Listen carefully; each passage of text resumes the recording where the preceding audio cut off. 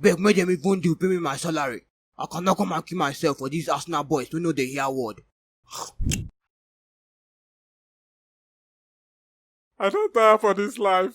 I don't get anything to live for. Since Arsenal no fit win just one game. Make I go kill myself, go rest. Every time, heartbreak. Which kind of relationship be this where I deal with Arsenal?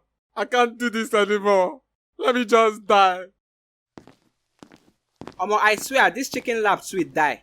That thing don't scatter my brain. It's supposed dey illegal to dey enjoy like this. Kai! Make I call Ololo to dey sure say him don prepare the boys for match against Bologna today. Oh boy, I hope say you don prepare those boys for Bologna. Sir, them done ready. Now you will dey wait. Okay, no problem. I dey road.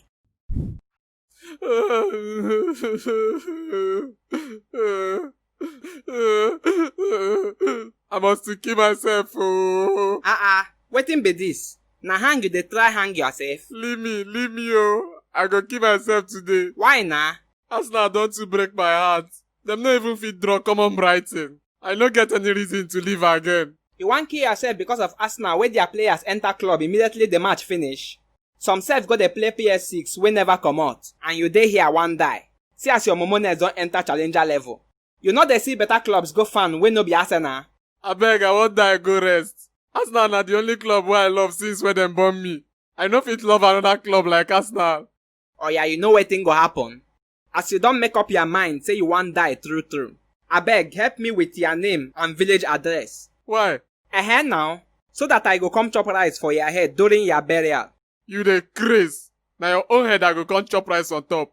Say this man no. You no wan die again? Abeg, do die. Time dey go. I get match today. Say person wey him coach even buy me chicken lap for London before I start to dey come touring.